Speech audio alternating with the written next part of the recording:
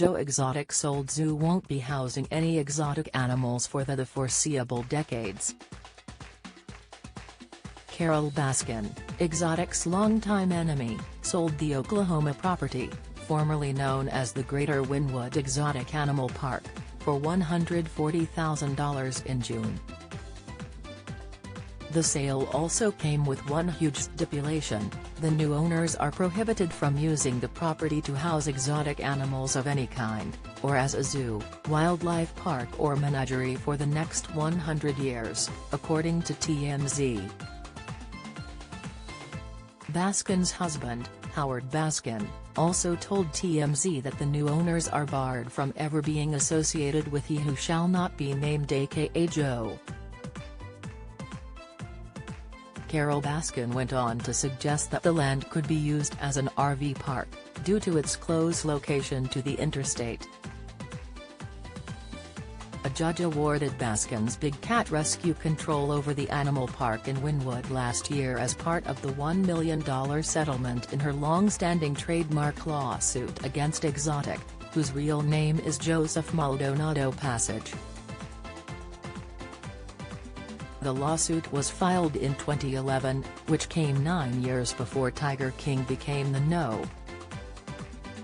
1 show on Netflix, and shot Exotic and Baskin to a unique kind of stardom. Their feud over exotic animals at private zoos was a big part of the storyline in Tiger King.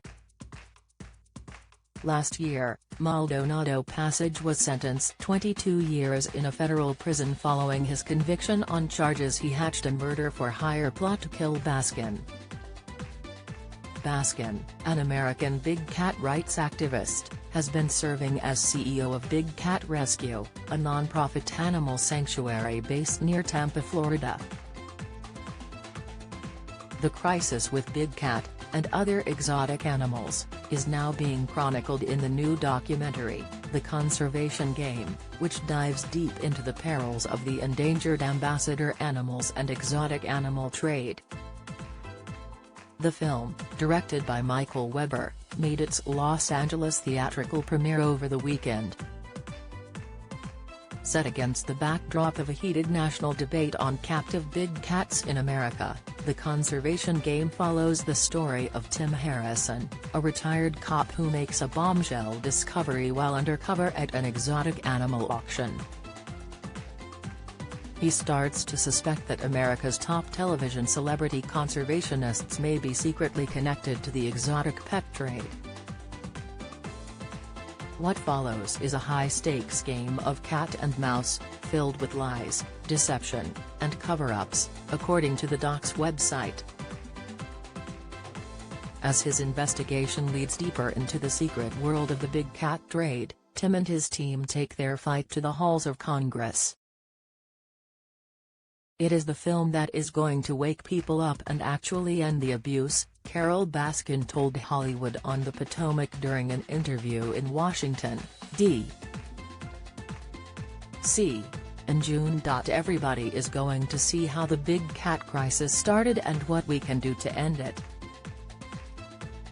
Standing alongside Baskin, Weber revealed, "The inspiration really started with my undercover work that I was doing at the exotic animal auctions, and what I saw there and what I experienced."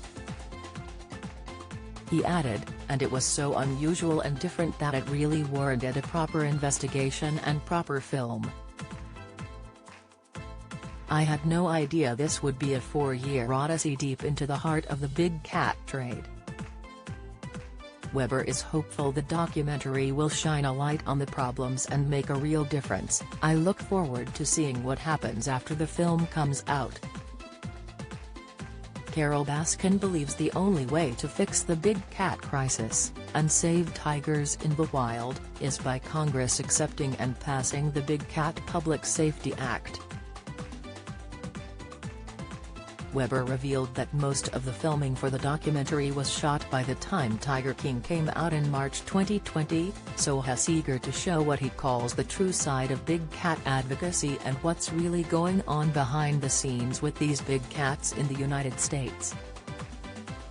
He added, "I think it will be really good for the public to kind of see that different, and I think more reality perspective, of what's really going behind the scenes with these big cats.